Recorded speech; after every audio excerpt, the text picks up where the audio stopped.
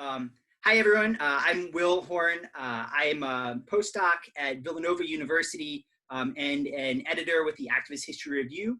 My work broadly spans sort of race, labor, emancipation, and conceptions of disability, ability, and capacity, sort of across emancipation. And so my work has a lot to do with how, relevant to this project, how enslavers imagined Black bodies across emancipation. And so how they imagined them as sort of like uniquely powerful before emancipation, and then sort of like uniquely disabled after emancipation, and how that sort of mindset gets embedded in race and in labor and in social structures in our societies. And so I'm really interested to hear, Katie, how you would explain your work and what you think it brings to our larger discussion.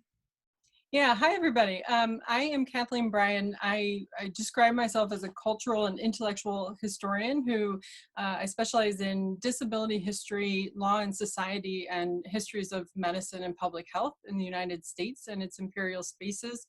I would say that much of my work is animated by inquiry into epistemologies and the sort of transmutation of knowledge as it circulates between popular, professional, and official spaces. And I am particularly interested in the role that affect plays in both of those processes. I would say that I am working right now on a manuscript that is tentatively titled The Quarry, Suicide Risk and the Epistemology of Dread. And it's essentially charting the emergence of the suicide risk and doing that by interrogating 19th century sort of medico-legal and bureaucratic formations alongside emergent expectations for normative affects, and also finance capitalism sort of speculative fictions. And in terms of how I come to this project, I suppose it's sort of along two routes. First, when this project began, I was particularly interested in the ways that suicide prevention in the 19th century sort of fed into eugenic logics and also eugenic implementation. So I'm very interested in the sort of formative period of eugenic science and the sort of value system that and the aesthetic values that are embedded there. And I also more recently have become pretty invested in local activism around pretrial reforms or pretrial processes reforms, and thinking about the ways that our current situation is having a disproportionate impact on incarcerated people generally. Hi everyone, my name is Aya Nuruddin. I'm a doctoral candidate in history of medicine at Johns Hopkins University. My research looks at the ways in which African Americans in the 19th and 20th centuries mobilize eugenic ideas and racial science to make arguments for racial equality and Black liberation. I'm particularly interested in the ways that eugenics can be interpreted and reinterpreted in particular ways that become useful to the populations that it's designed to oppress in a lot of ways, and how people can sort of understand and use that kind of eugenic rhetoric and the sort of frameworks of racial science to flip those discourses and use them to make arguments for equality. I've come to this project because I'm particularly also interested in the sort of afterlives of eugenics, even though we've seen the sort of decline of what we can describe as a eugenics movement.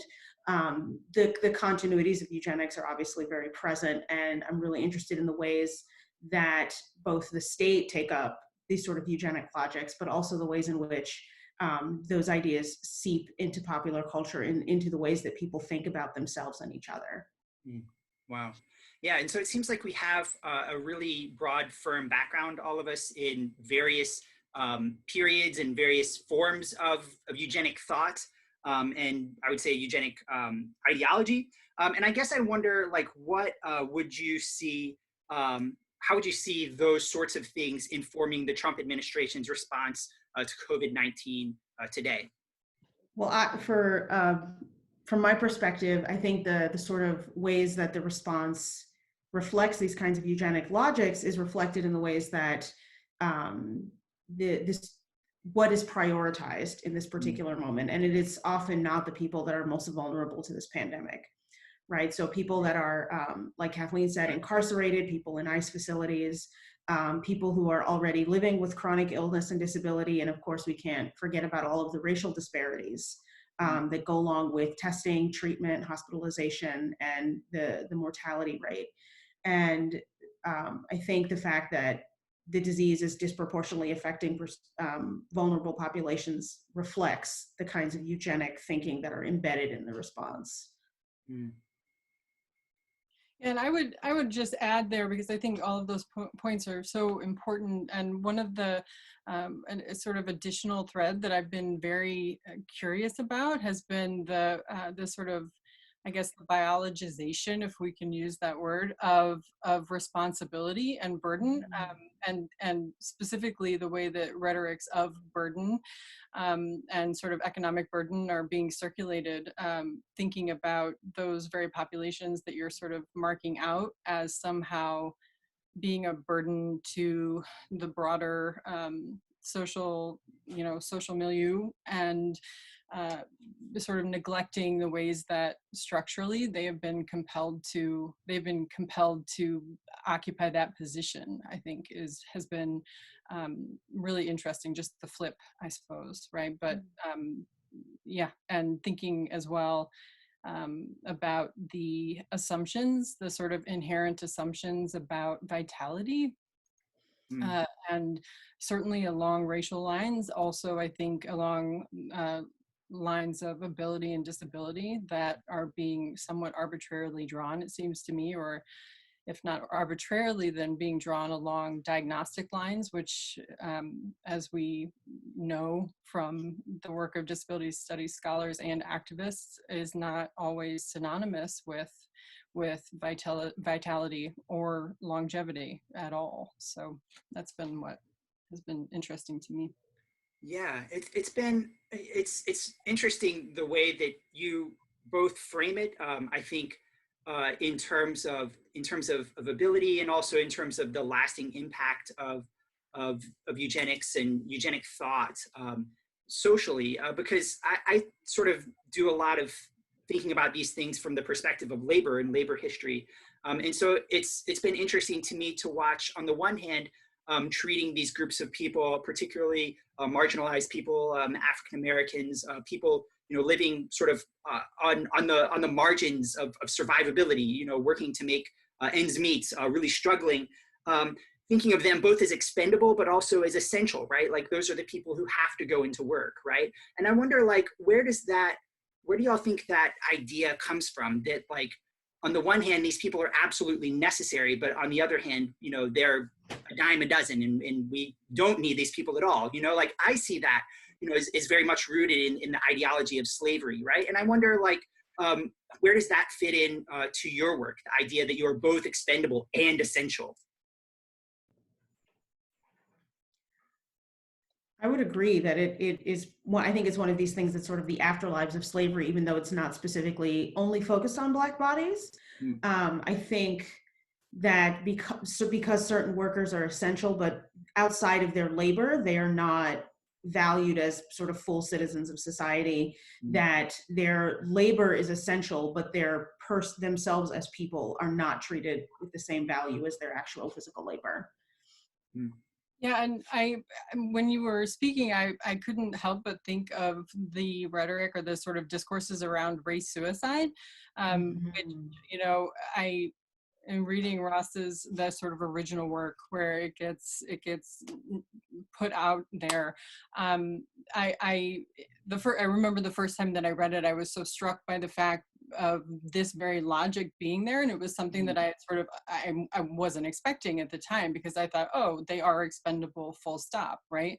And it was a pretty important moment for me in thinking how I sort of conceptualize eugenics and the eugenics and the eugenic logic, because it's not necessarily, I mean, it's not necessarily about complete expendability. It's about a sort of selective incorporation and a sort of management, right? And sort of, I like to think about Paul Kramer's, his work on mobility regimes, and historically, and just thinking about how it becomes, you get whole sort of careers and industries and institutions that are built up around managing, right? Managing the bodies and making sure that there is enough labor, but on the other hand, making sure that they are sort of incapacitated so that that labor can be extracted. Yeah. When you talk about race suicide, can you explain a little bit more about like sort of what that means?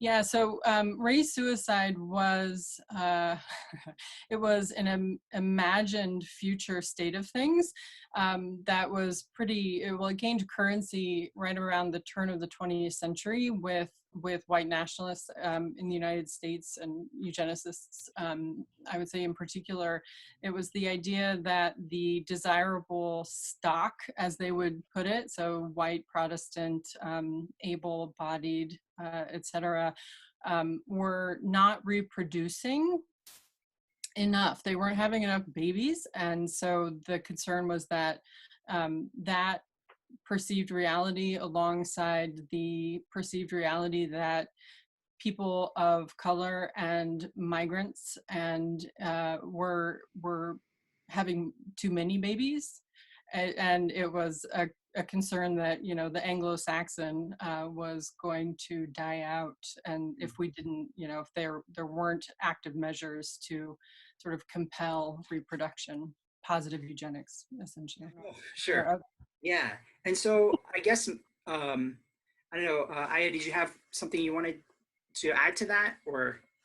I think Kathleen covered it very well. I think I would only add that the conversations about race suicide also overlapped with conversations and concerns about what they would call like hybridization or racial mixture, right? Concerns about interracial relationships, particularly if they involved white women, and that sort of those concerns about not only the right people having enough children and stopping the reproduction of the sort of unfit, but also preventing any cross-racial reproduction for fears that that would also lead to like the degeneration of the white race.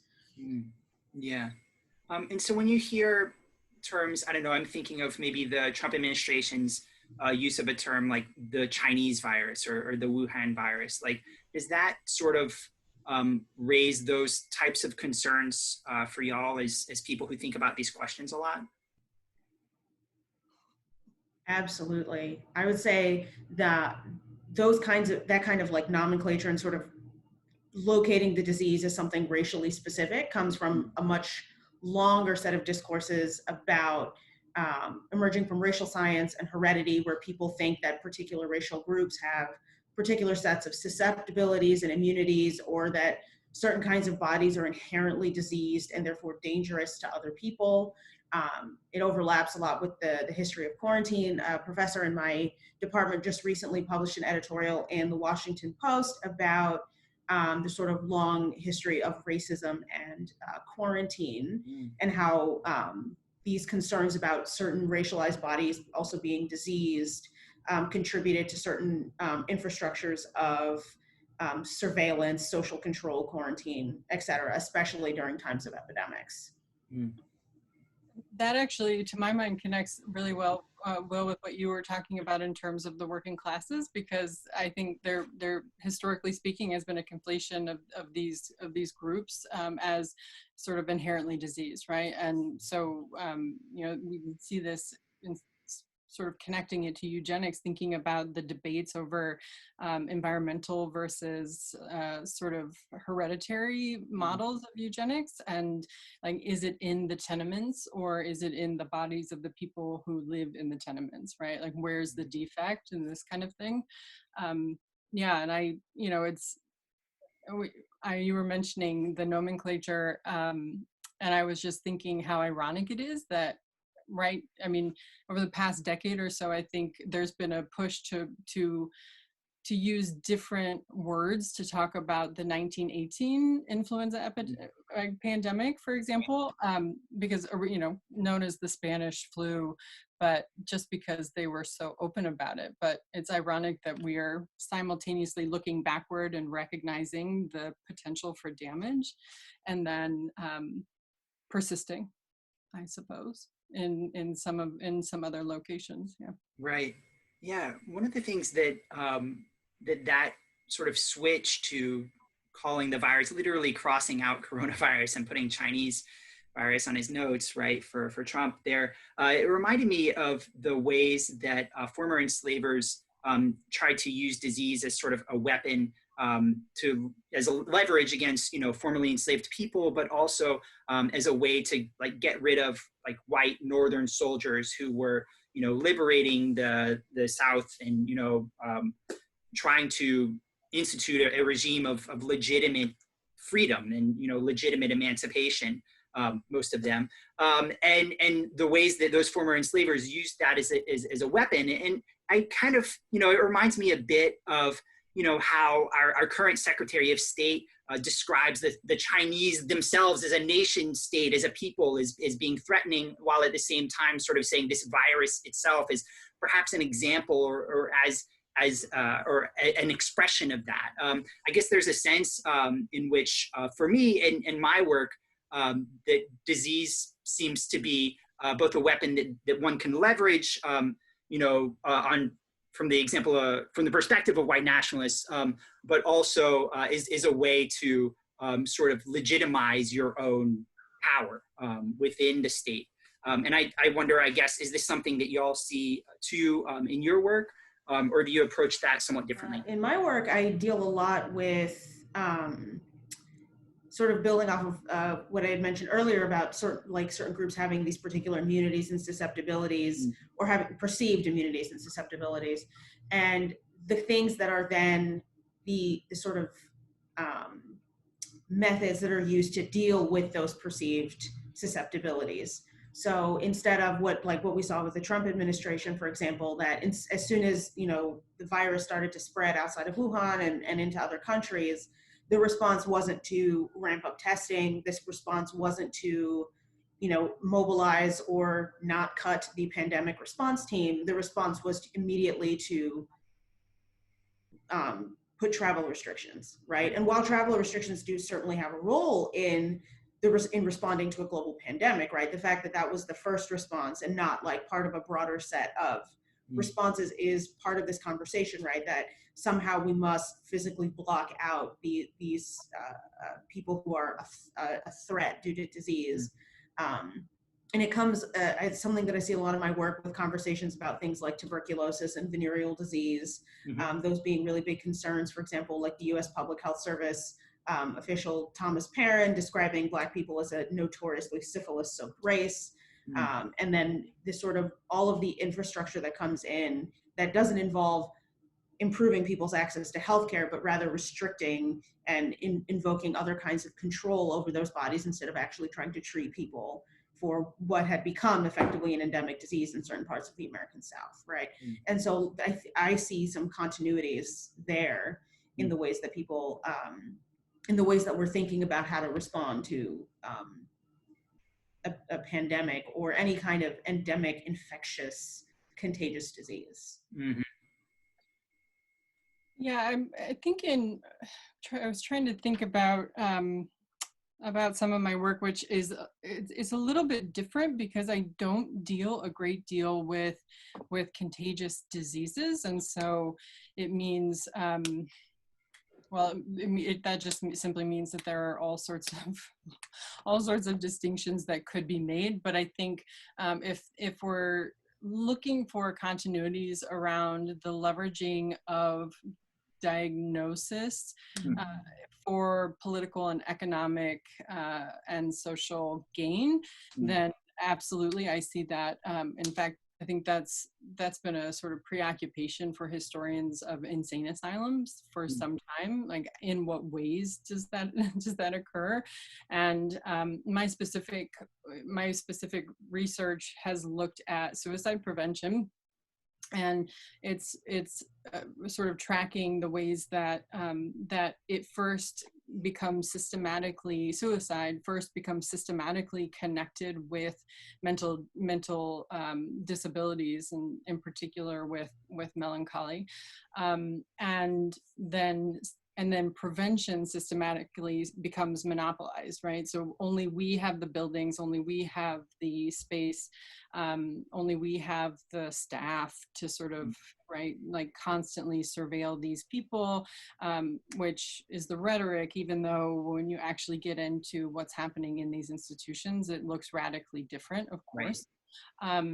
And yet, I mean, this is one of the arguments that I've made, is that this is contributing mightily to the consolidation of psychiatric power in the 19th century and authority. And that, you know, so I would also say, thinking about, I'm so glad that you said monopolizing, the monopolizing of knowledge or treatment, right? Because it also, something that has been really striking to me is the extent to which we as a population have been sort of, I guess, made dependent on on medical expertise in a way. So through thinking about the processes by which we go from a situation in which enslaved women are primarily the providers of healthcare and those who have the knowledge to do so, right? I mean, even to the extent that they're in fact caring, generally speaking, caring for all of the white people in a household, right? And thinking about the sort of progressive criminalization of those practices to the point where the vast majority of us not only don't have access to personal protective equipment, but we also don't have access to the kinds of understandings and the kinds of knowledge that would in some way be could in some ways be beneficial to our health and allow us to sort of mobilize and respond in a way that was distinct from this administration. It's really interesting, the relationship between medical knowledge and power. It really reminds me, I've done a little bit of work on insane asylums, and there's this disease from the sort of early to mid 19th century, a religious mania that sort of gets revived after emancipation. And so sort of it comes up, initially 1830s, 1840s as a response to Irish people migrating to the Northeast, essentially. And so they must be religious maniacs, essentially because their religious practices were different, right? And so this is a sort of a way for, WASP, like white Anglo-Saxon Protestant people, to exert power over these new groups, right? Who are poor and migrant and different. And they must be bringing disease, right? And then, it's retooled after emancipation, where I study in Louisiana, by former enslaver scientists, essentially to sort of say, well, African Americans have different religious rituals, right? Growing out of slavery and, the slave trade and all of that, right? It's a unique experience. They have different religious traditions, and therefore they must be religious maniacs, and this must show, therefore, their racial or mental inferiority.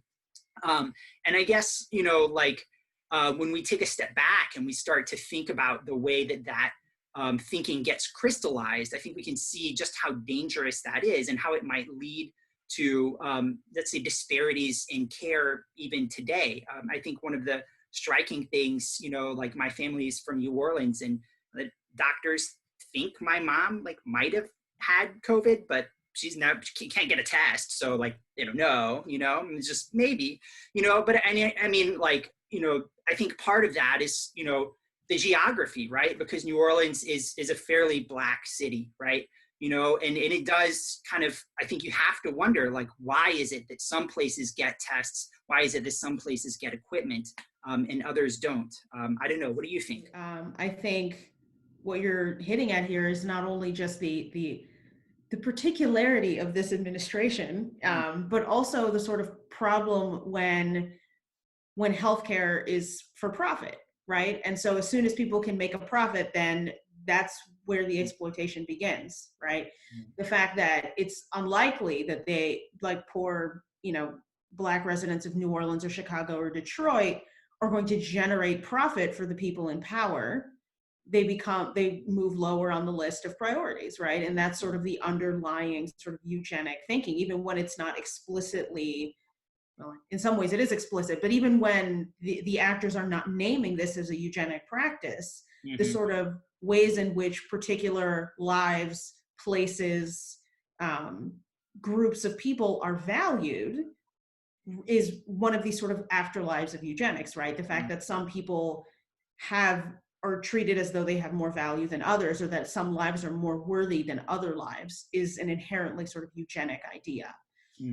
But eugenics plus capitalism equals basically what we're seeing right now. Wow. It's a bad combo.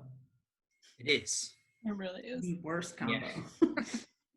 Yeah. And so I guess, like, one of the questions that I had then is, like, the Trump administration's response tends to get panned as like a failure, and like if you could put that in a hashtag, it would be like epic fail, coronavirus edition or whatever, right? But like, I kind of wonder if they view it that way. I don't mean Trump himself. I mean, I think Trump sees himself as sort of like God's gift to humankind, right? I mean, I don't know how someone could manage to give a daily press briefing for I don't know how many hours for how many days every day.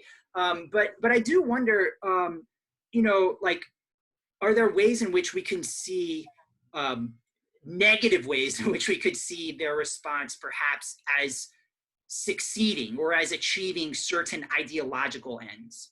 Maybe in the sense that, I mean, if we go back to like the sort of the premise of the American experiment, right? Like the system wasn't designed to protect particular people, right? The sort of founding origins of this country are not designed on protecting Black people. They're not designed on protecting people with disabilities. They're not designed to protect the marginalized. That was never the point, right? Even if we want to sort of think about the sort of founding principles as having some noble underpinning, right? There's still, this was not part of the intent, right? And we're still seeing the afterlife of that. That historically in this country, the state has not been designed to protect Black people. And this is just the latest episode in that long, heinous, ongoing series, right? The system was never designed to protect people with disabilities. It should be, but it's not.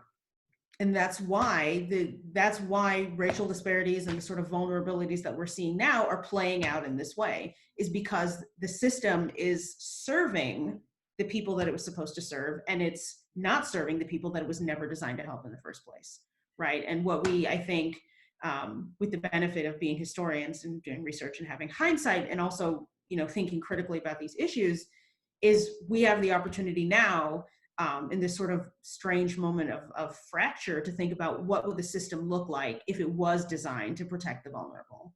What could we imagine a world in which, right? There's something that there's a better way to do this. Well, and that's when I keep coming back to this question.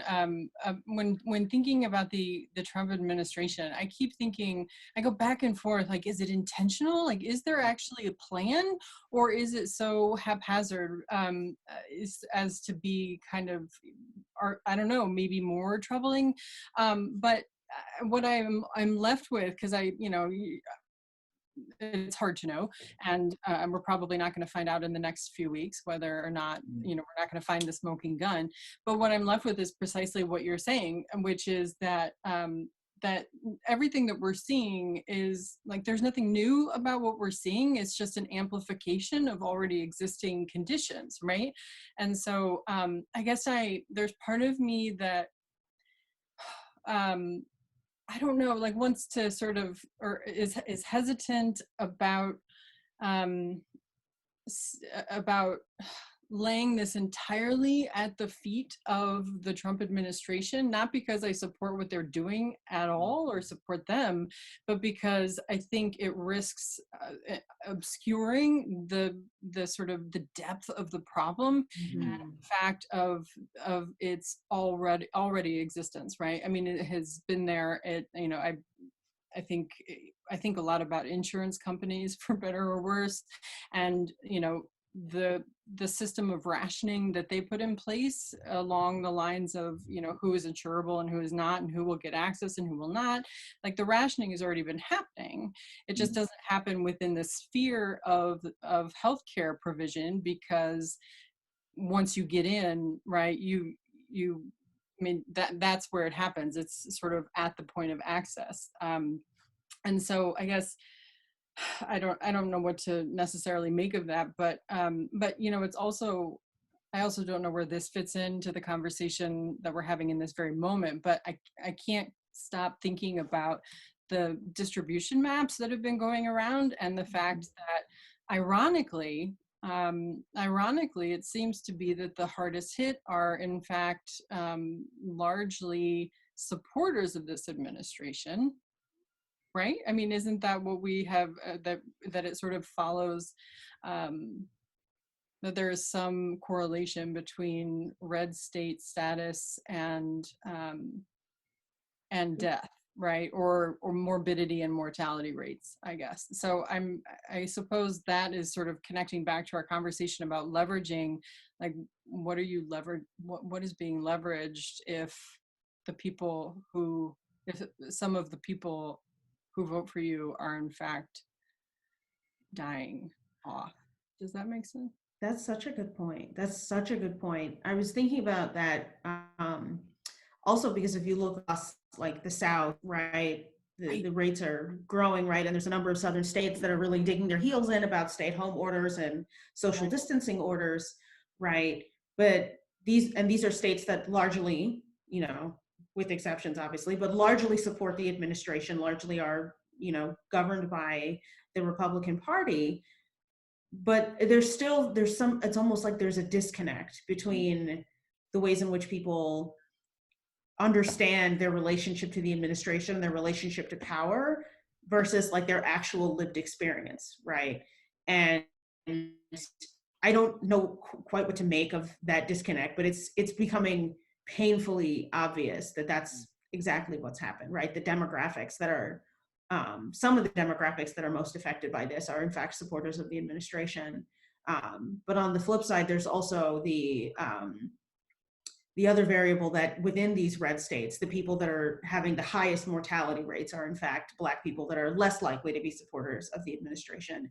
And so there's this weird, again, another sort of disconnect in the response of the administration. And that's what I think when you were getting to the point of how much of this is intentional and how much of it is haphazard, right? Like, I think there is some intentionality because of the sort of structures that exist in the ways that, funding is cut and pandemic responses are, stifled. But I think there's also a haphazardness because it's because of the particular issues with this administration. It's a combination of both at the same time, and it's playing out in these really odd and also devastating ways. It's shape shifting, right? And I hate to do this, but I often think about Hannah Arendt's Origins of Totalitarianism, and thinking about like the shadow government back here, right? And the sort of, so you have the forward or the external facing rhetoric, and you have the sort of systematic, on the one hand, the systematic recreation of the government into the sort of shadow, right, where all the power actually rests, and then you have the sort of hollowing out of all of these already existing government institutions that continue to remain in place, but are really just, it's nominal, right? And I think about the ways in which the State Department, for example, or the sort of, the pandemic response, like all of these sort of safeguards that were in place have been sort of systematically dismantled. Maybe or maybe, I don't know if it had anything to do with hoping that a pandemic would occur and kill certain populations, but the decision to destroy those institutions certainly was intentional, right? I mean, that's been clear since day one, that imploding the state was a goal. Right. Well, but in imploding the state to advance a particular project, right?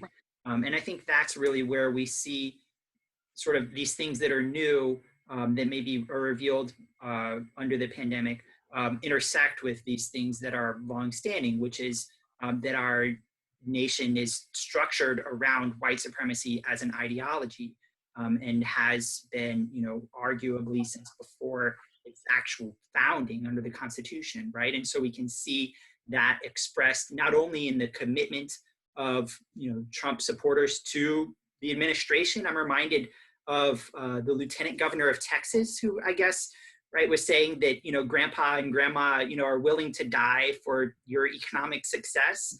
But there's like a classist and economic hierarchy there as well, because it's not the elites who are going to be suffering that way, right?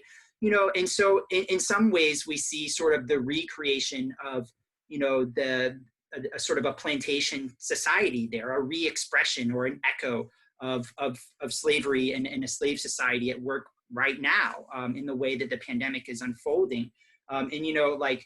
We wouldn't want to draw too close a parallel, but, you can definitely see, secessionists in 1860 who are sort of very wealthy people. Most of them are not thinking, I'm going to go out and die for, the ability to continue enslaving people. They're thinking like, oh, okay, the poor people who actually literally can't vote, like they're not allowed to vote, they're the ones that we're going to be sacrificing, and so you can see again, like, this is not all that new, like ideologically. What is new is the way that it is being expressed, and even that, has some echoes, right? Mm-hmm. Yeah, it's like the recombination of already existing things into some strange new shape, right? Mm-hmm. I think another thing that that I have been wondering about, and specifically when you brought up the Texas example, it's there's this rhetoric, it seems as though, and I know with Trump specifically, that he in fact has touted himself as biologically superior. I know that we also have, right, rhetorics of biological superiority, of course, among white nationalists. And I wonder, I don't know the answer to this, but I would not be surprised if this were a sort of crude social Darwinist logic at work, right? Where it's sort of like, I'm not going to wear a mask because I'm biologically superior, and if I'm an asymptomatic carrier, I won't die, but the weak ones will, and have that be that. And I think, in thinking about that historically, I guess it's interesting the extent to which historians have sort of suggested that social Darwinism is here and then eugenics is here, and they're sort of distinct and separate, and one replaces the other kind of thing. But I think this shows, yeah, they're working in tandem, right? Like one sort of shores up the other. Like we'll do what we can, and then if we can't do anymore, then we'll let nature sort of swoop in, right? And that's when the abandonment mode sort of kicks in. Like we'll just leave it and see how it goes, which has been what I've observed when it comes to jails and prisons in particular, right? Yeah. I think what you're making me think of is the ways that people apply, and also, and on a fundamental level, almost misunderstand the sort of idea of survival of the fittest. And it didn't come out of quite the way that we use it now, where people are sort of like, well, if they're weak or not superior like I am, they'll just die off, and good riddance, right? And that's the sort of kind of mentality that's sort of at play in the ways not only that the administration is talking about the response, but also like the ways that regular people are thinking about things, where they're like, well, I'll be fine, so I'm going to do what I want, and whoever else, that's their problem, or like, you can't infringe on my freedom because I want to be able to do something. And like, that's sort of, to me, is undergirded by the sort of survival of the fittest rhetoric, but also this kind of eugenic thinking about who and who is not expendable, who should and shouldn't be sacrificed at the altar of capitalism, right? The fact that someone would say your grandparents should feel like they should die so that the economy could be better is absolutely absurd, right? And they're not working anymore, right? Right. Like, I like my grandparents. I would like them to stay, just generally. But the fact that the idea that certain people should volunteer to be sacrificed, right? Or the fact that certain people are already having to make sacrifices because of the direction that the pandemic response has gone. I keep thinking a lot about the example of people with lupus who can't get hydrochloroquine now because it's being touted as this miracle drug, even though the CDC just, I think in the last couple of days, removed the guidelines they had about using hydrochloroquine to treat COVID-19 because it has really severe cardiac side effects, which are really dangerous when with COVID-19, where one of the main reasons people die from it is basically a sort of induced myocarditis, right? And so this sort of idea that it's okay to sacrifice people with lupus because we've decided that this treatment is needed for COVID-19, and somehow that is more important than these people who need this drug to survive. Or Alice Wong had a really great piece about people who need ventilators and other kinds of like respiratory equipment to manage chronic conditions, or just to live with a disability, and those people are being expected to make sacrifices for others in the pandemic, right? And it's operating in this very eugenic assumption that certain people should volunteer to be sacrificed, or it's okay for us to sacrifice them. Another case that I saw was, I actually just saw this on Twitter this afternoon, where someone was tweeting about how their mother, who had a double lung transplant due to cystic fibrosis, had been called by her doctor, and this woman, her mother was not experiencing any symptoms and had not been, and was otherwise healthy, to preemptively sign a DNR a do not resuscitate order, should she contract COVID-19. Wow. Right? The fact that doing this for a healthy person in anticipation of their sickness and or demise is unconscionable, right? Especially when the person is not being able to make that choice of their own volition and being pressured into it by a health professional, right? And so there's stories like this and sort of anecdotal things that are circulating on social media about this very kind of thing. And it's the bulk of it is people with disabilities, and also people that are elderly that are expected to somehow lay themselves on the line because capitalism needs to thrive. And it's like love, right? It's like this perverse love discourse that gets circulated. And the consent question is so interesting, because that's something also that if you sort of watch patterns of eugenic implementation, they of course start without any consent. They don't, the people who are performing vasectomies, et cetera, are not interested in consent until, of course, the politics of it begin to show themselves. And so you see the similar process happening in the early 20th century, where it's this idea that you can go into these institutions or go to institutionalized people, and that and ask them to consent to these operations, and that somehow carries as much weight as a consent form that would be signed, I don't know, outside of the context of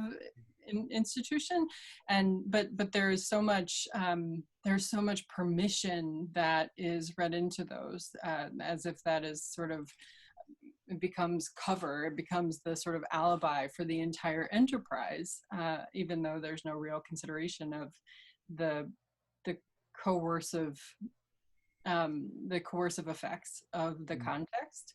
And I, was thinking as well about, you were talking about the sort of expendability question, and was reminded of Alison Kafer's work on imagined futures, and sort of the extent to which she sort of urges us to be more creative about what we can imagine for people with disabilities.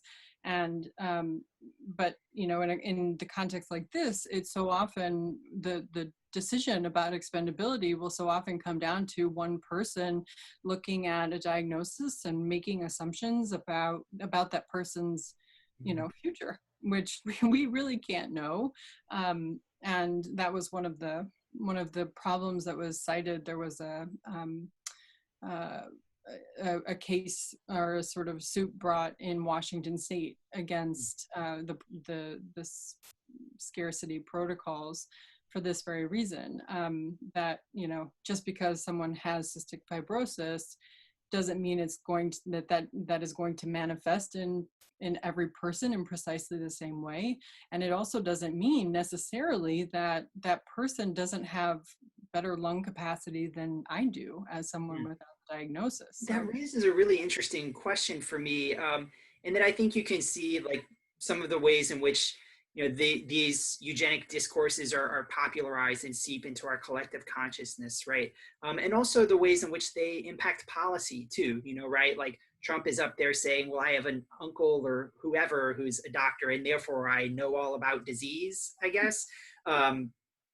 Neat. But I guess, like when we sort of take a step back and think about like how do these ideas impact our lived experiences, I wonder, is it worthwhile to sort of think through like what exactly is eugenics, and how do we see it, or what different ways do we see it play out here, or throughout our research? In my work, I tend to use a very capacious definition of eugenics. Usually it starts with some of the historic definitions, like Davenport talking about the science of human improvement through better breeding, or the self-direction of human evolution is one that's fun to think with. But basically, I would think about eugenics as any and all projects, programs, modes of thinking, tools that are about somehow modifying the human organism for some imagined collective future. And sort of thinking about, within imagining a certain collective future of that in which some life and some aspects of the human organism are prioritized over others, right? That there has to be, when I think about defining eugenics, I think about there has to be some sort of hierarchical way of thinking about the value of human life. Right. Even though which is the thing that's interesting, is a lot of the people that I look at in my own work try to imagine eugenics outside of racial hierarchy, which is really interesting. They sort of imagine that there's a right way to do eugenics and a wrong way, and they'll write things that are like, XYZ person has a very ideological way of thinking about eugenics. They're just really caught up in the politics and and racial prejudice. They're so prejudiced that they don't understand how to do eugenics properly, right? Like that's kind of a narrative that comes up over and over and over again in my work in really interesting ways, where they think that there's a sort of very specific and scientific way to think about improving and uplifting the race biologically that doesn't necessitate prejudice and extra legal violence and exploitation, which ultimately it does not work that way, right? Ultimately, they end up being very wrong about how eugenics can and cannot be used, but they sort of imagine this like strange like eugenic future that in which Black people can improve themselves with eugenics. And so my actors have like, in some ways, a very different definition of eugenics than the one that I use to frame the ways that I think about history. Yeah. Well, and I think what keeps sort of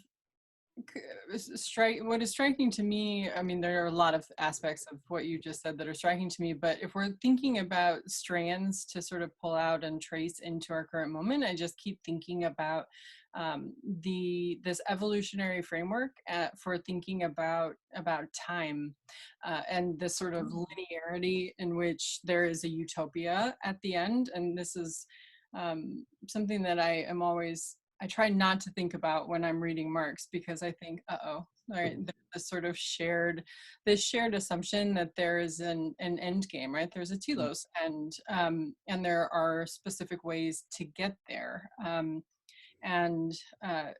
It also, to my mind, involves sort of big thinking or big temporal thinking, like thinking in terms not of, like when we talk about futures, we're talking about like decades or centuries, right? Like there's a sense that you are, or one is part of this much larger project that will not necessarily be ushered in one's lifetime, but that one can in fact contribute to in really significant, meaningful ways.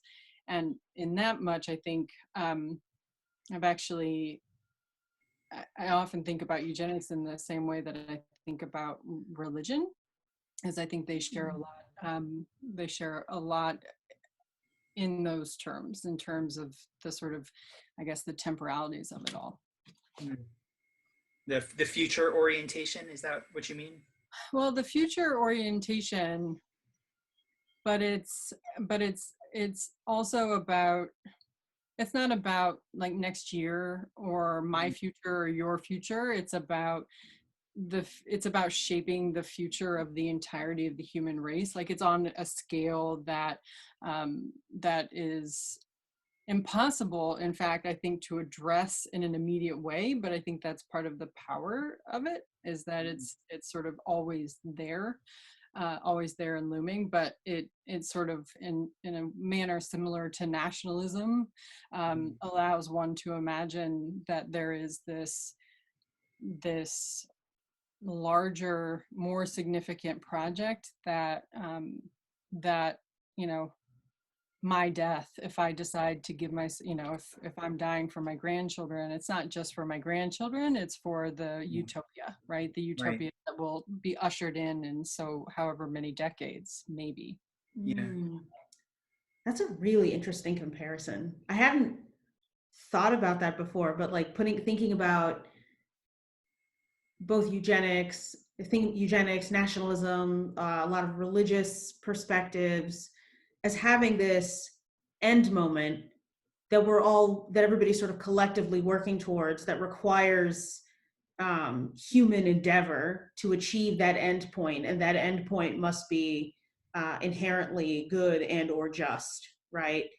And I think that's a lot of what the eugenicists that I look at in my work imagine. If we just get these eugenic tools in place, right? If we sterilize the right people, if the right people are institutionalized, if the right people are encouraged to reproduce, then we can have this eugenic future that is ultimately beneficial if certain people essentially are sacrificed along the way.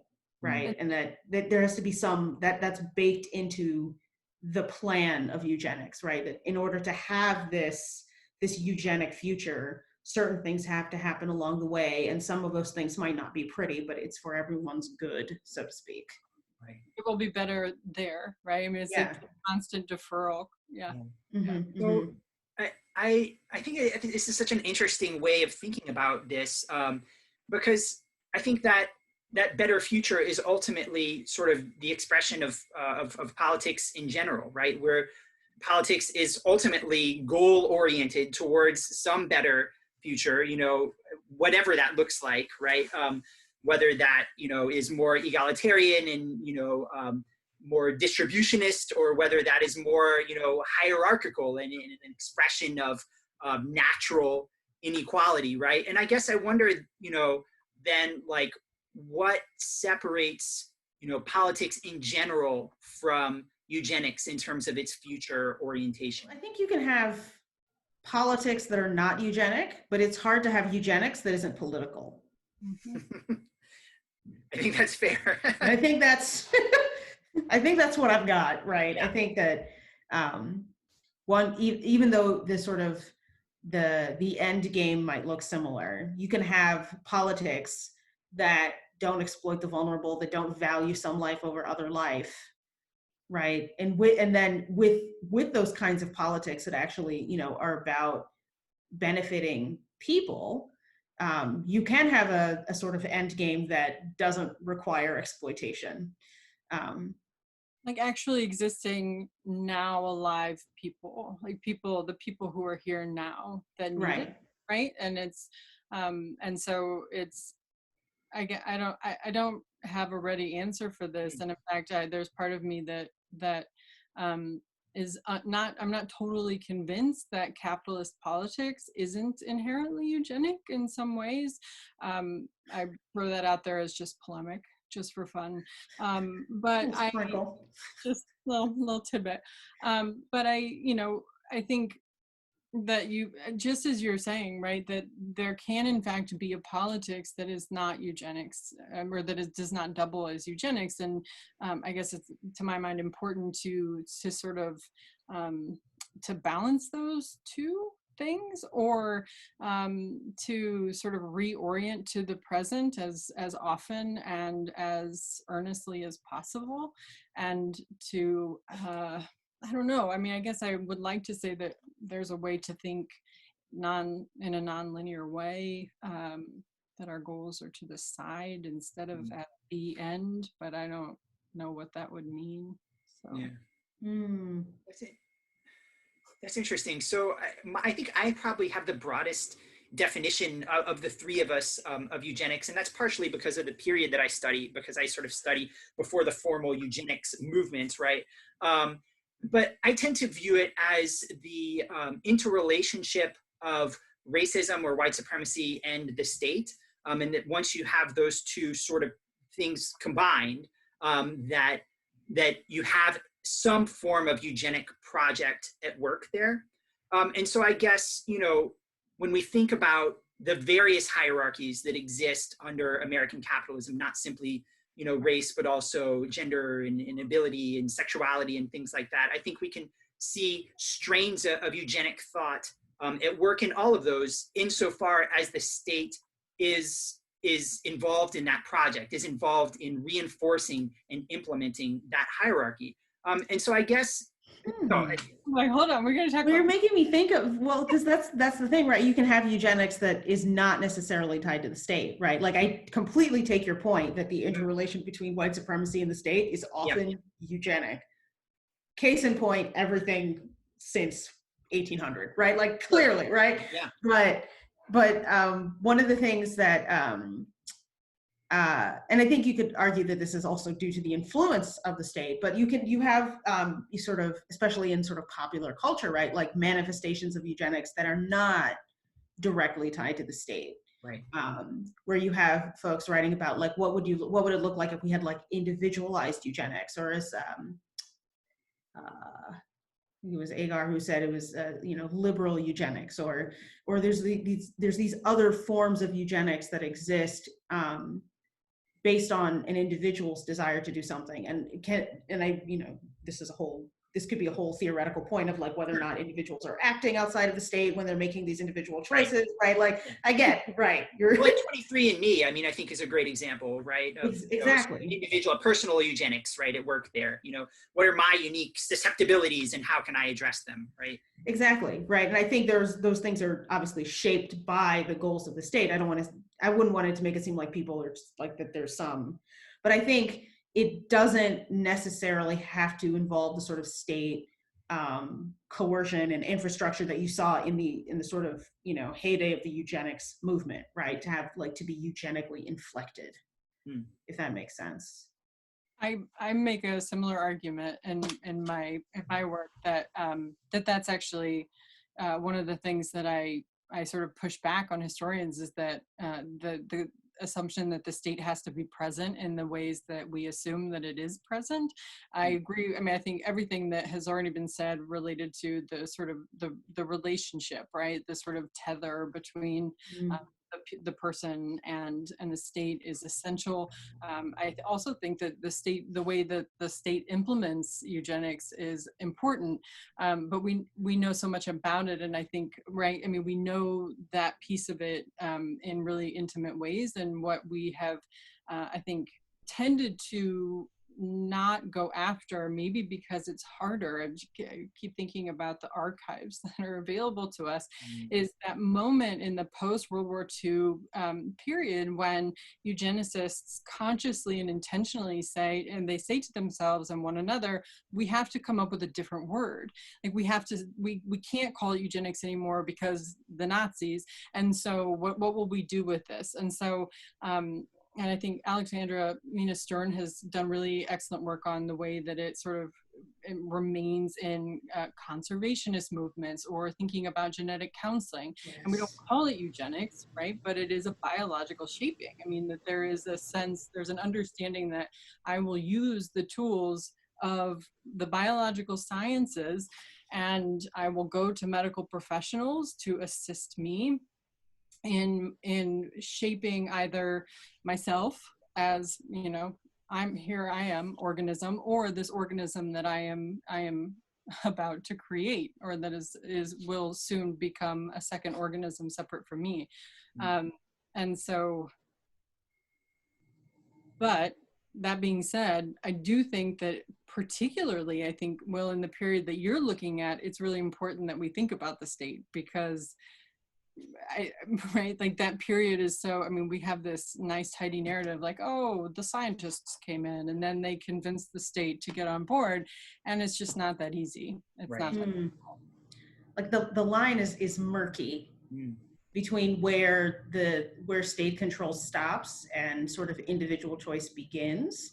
I have to shout out my advisor, Nathaniel Comfort, because one of the things that we talk about a lot when we're thinking about like the sort of afterlives of eugenics, or like the continuities of eugenics, is exactly what you're saying, Kathleen. Like they literally like turn off the lights at Cold Spring Harbor and are like, we're not doing this anymore. And those same people start the first departments of medical genetics and human genetics with it, like, and it's almost immediate, right? It's not like World War II hasn't even completely ended yet before this process starts taking place, right? And we see that's one of the ways that eugenics seeps into lots of other discourses. So of course, there's a clear connection between like eugenics and genetics, or like Alex Stern points out with conservation or genetic counseling, but there's so many other places that eugenics pops up, right? We can look at, you know, eugenics in the social sciences. We can look at eugenics and like in various aspects of the humanities. We can look at eugenics in medicine. We can look at,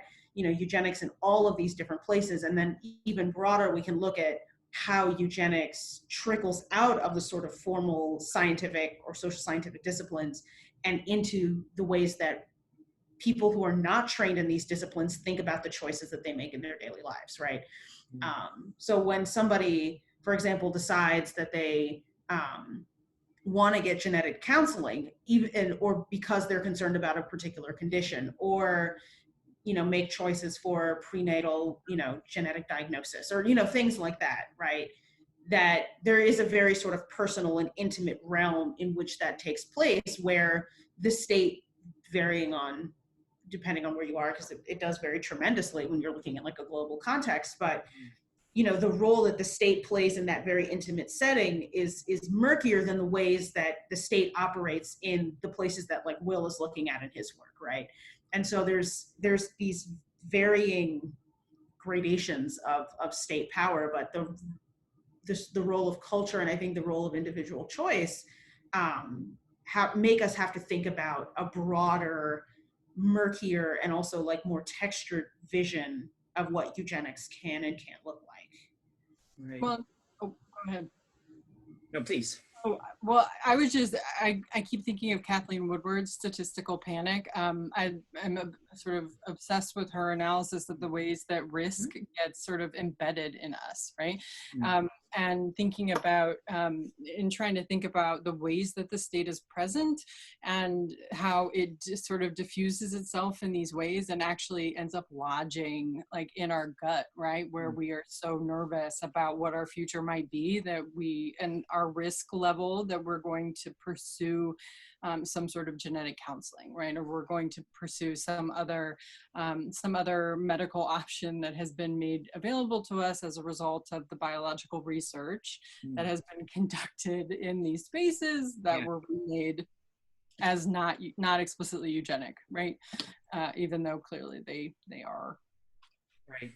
You know, it's really interesting sort of thinking about that work, you know, which is well beyond what I do, and thinking about that in relation to the COVID-19. I did way too much like searching on Twitter for the phrase Asian lung because there is this like debunked study.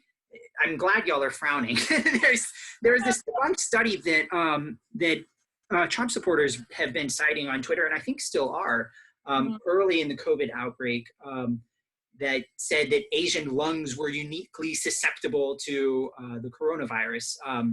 And I mean, you can Twitter it right now, you know, Twitter, please don't, it's horrible, but you can, you know, and I think though, for me, that points to sort of a question that I have, you know, about these less statist eugenic projects, which is that, you know, they still seem deeply premised on access, on capital, and on really race and biology. To me, I mean, I realize there are ways in which it is less overt. It's a different thing, and yet I do have trouble sort of imagining, you know, that is divorced from politics or from sort of an imagined future state somehow. But I don't know.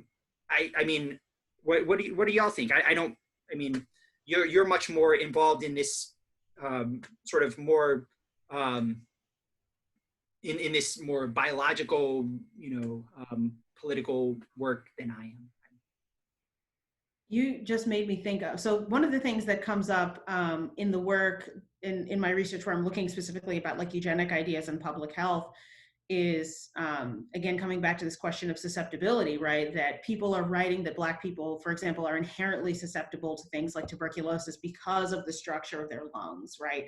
That somehow their lungs are uniquely susceptible to tuberculosis in ways that other kinds of bodies are not, right? And I think a lot about, and I use Londi Braun's work a lot, Breathing Race into the Machine, to think about this, right? That there's efforts to quantify and calculate and measure what the racial difference in lung function looks like, right? And that has afterlives. When you think about like the spirometer, what Lundy shows in her work is that there's still racial adjustments when you get a test with a spirometer that are used today, and the racial adjustments look different in different contexts where race operates in differently, right? So a spirometer made in the United States is going to do different things than one made in South Africa than one made in Brazil, right? Because this is sort of the afterlife of, maybe not even afterlife, the continuity of racial science, right? That is absolutely necessary for any flavor of eugenics. I shouldn't say flavor, any form of eugenics to take place, right? That you need these sort of racial assumptions about particular bodies. And it's really interesting that the sort of that is circulating on Twitter. I'm not going to look it up because I need to have, you know, some happiness in my life, but it's interesting that these arguments still exist, and these are arguments that have, you know, been proliferating since like the 18th century, right? But they just take on these new and strange forms, right? But we never sort of lose the idea that there's some fundamental biological difference between, you know, particular races in the bodies they inhabit, right? Like that you can have something that begins in the 18th century that people still believe is true and useful in 2020 is one of the things that makes my work really interesting. Right. Well, I just kept thinking to myself, they're citing research studies because that seems new, right? And I was thinking about this question that we had, or the issue that came up a little while ago about the translation process, right? And I can remember when I realized that so many of these journals, I think it started with Nature, but I don't actually know if that's the case. But they were going to open access, right? In the CDC, you go to the COVID page and they have, just links to the most up-to-date research. And I guess on one hand, I was excited because I thought, look, citations are coming back into style. And I was enthusiastic about that. But then on the other hand, it's been sort of a reminder about the importance of slow thinking and the importance of taking our time before we just throw something out there, because it carries additional authority, right, when it's coming from a peer-reviewed or soon to be peer-reviewed publication, and then it's incredibly difficult to sort of to get rid of. And thinking of this makes me think, of course, about anti-vaccination groups who continue to rely on a debunked study, but this gets to the once you put it out there, how do you get it back kind of problem, which I didn't know about this particular one regarding Asian, quote unquote Asian lungs, but I'm not surprised because of just in how many different ways there are historical precedents for that. Right. When is the study from? Is it like a recent study, or is it an older one? It is. No, it's from 2020, 1/26/2020, in the journal. It's an online medical journal, and I did look it up. It said that it had yet to be peer reviewed, but they were rushing it out because it was related to coronavirus. It was biorxiv.org, which this isn't my field, so I don't know. It did sort of have the look of a legitimate journal, and they did have the disclaimer on it, which obviously sort of the fake journals don't. But again, it is a new publication. Yeah. Say that again. BioXRV. BIORXIV. And I can send you all the link later. It's just a preprint server. So it's like all they do is post preprints. Okay. From what I'm understanding. Sure. So it should be then going into some other journal because it's a preprint. Like, I think that entity is not I'll look into this, but I'm curious because there are some journals that masquerade as legitimate journals that are actually like fronts for white supremacist operations. And I would just be curious if that was that, or like, for example, if that was a study that was in JAMA, then I would have a lot of questions, right? But if it's in a more ideologically inflected publication, then I think that would kind of answer some of the questions we have. I'm really curious about this, though. Yeah, I'm gonna have to. I'll shoot. You're gonna have to do some digging. Yeah, I'll shoot it y'all's way in a little bit. But when you were mentioning the sort of the lung capacity mythology, it reminded me of something from my own research where sort of the racial scientists of slavery were measuring the susceptibility of enslaved African Americans to disease. And, of course, we all know the mythology that, enslaved African Americans were relatively immune, almost completely immune to yellow fever and smallpox and a whole host of, tropical diseases. But that shifts like right after emancipation. And it's amazing. Like it turns on a dime. Like, so this one guy like Sanford Emerson Chai is like, yeah, they're super susceptible like after emancipation. And I guess the logic there is that like, and he has some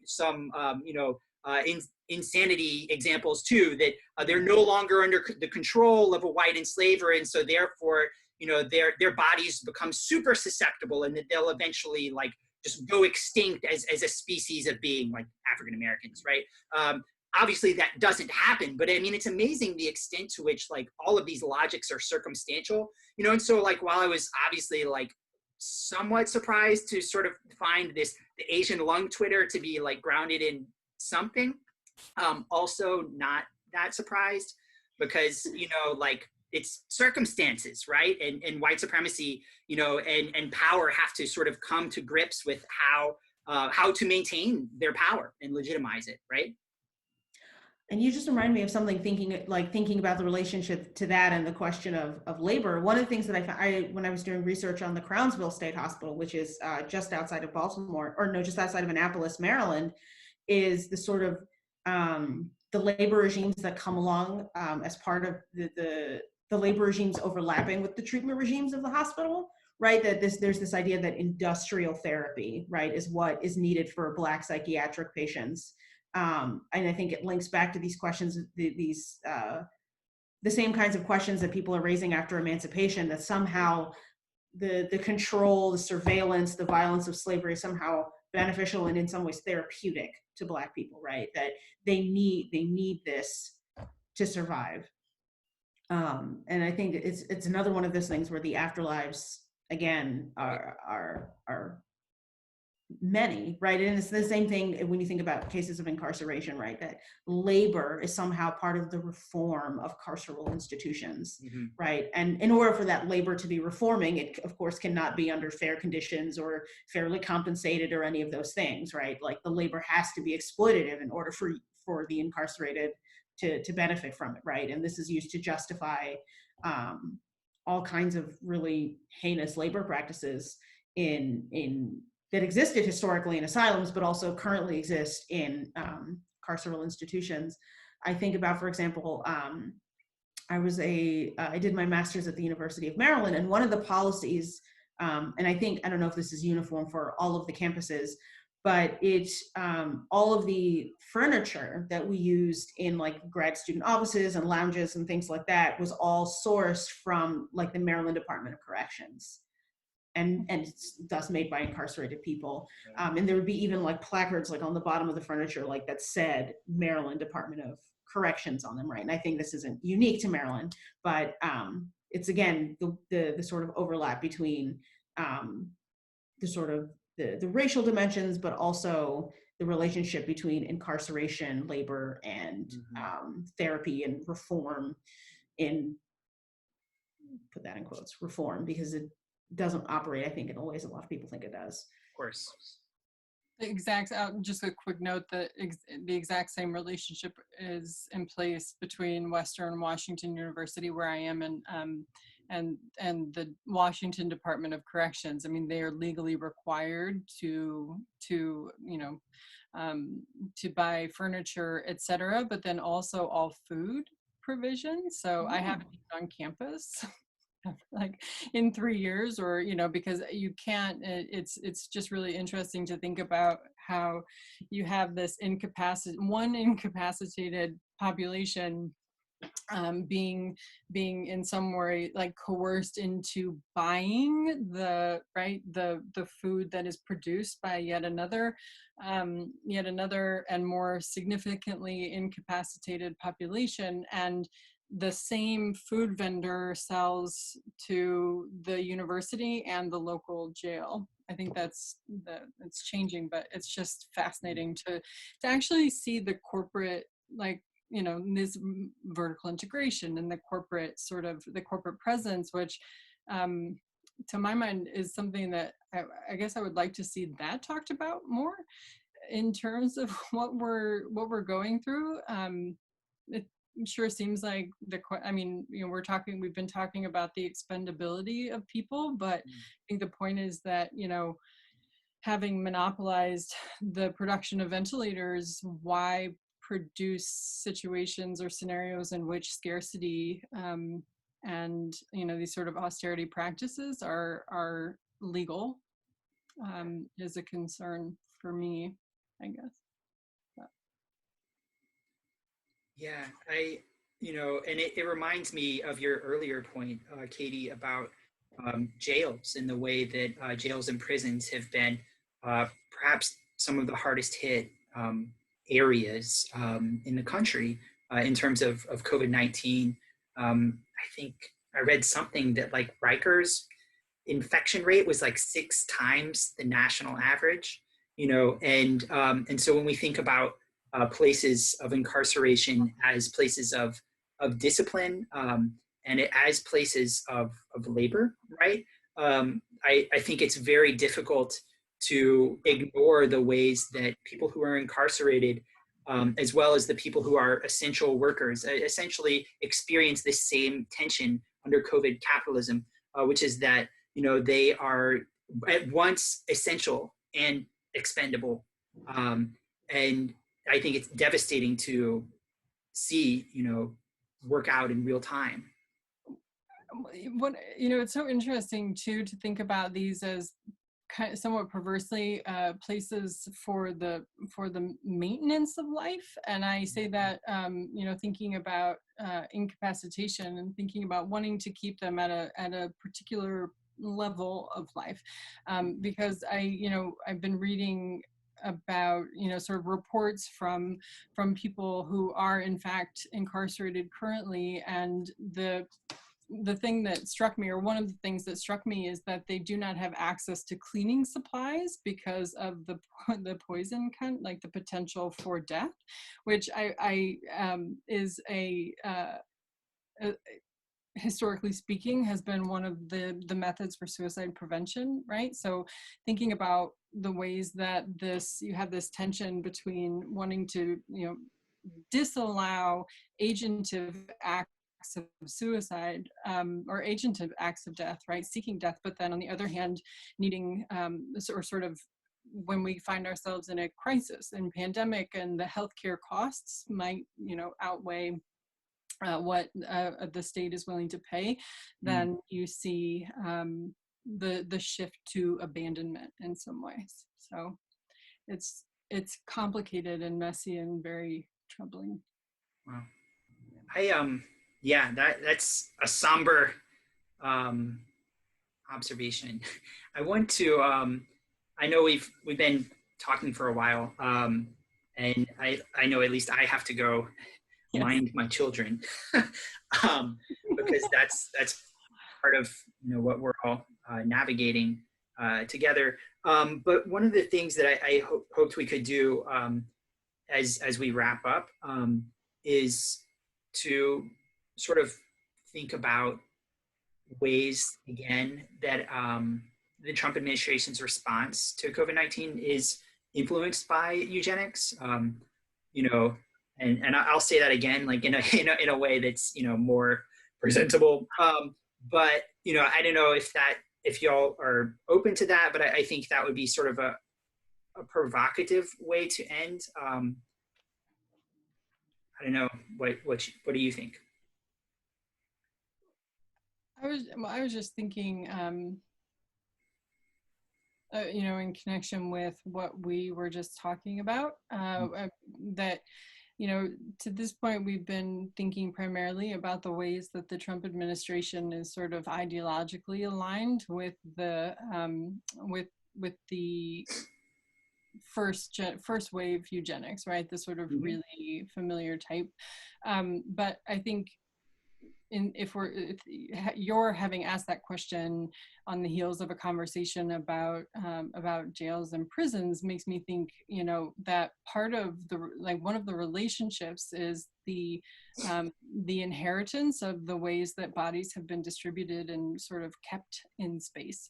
And because of that, I mean, it's only because of what has happened over, since emancipation and since the creation of the prison industrial complex, that those human beings are in a position to be abandoned in a significant way.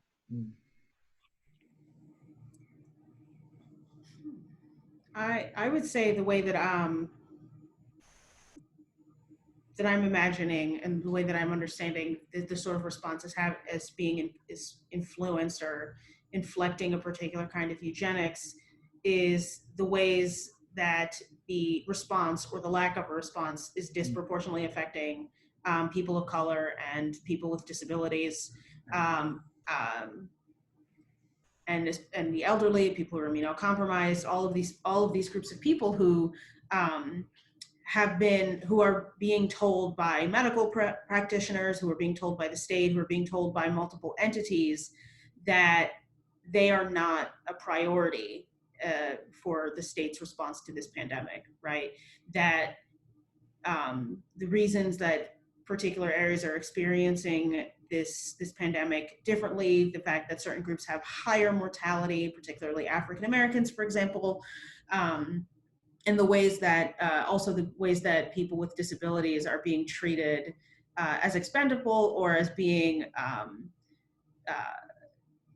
acceptable to be sacrificed on the altar of capitalism, right, are deeply eugenic ideas that exist as part of the state's response, but also, again, as I was saying, like trickle out into popular culture. The fact that you have people who are being preemptively asked to sign DNRs because of their disability status, the fact that people can't get hydrochloroquine because of their disability status, the fact that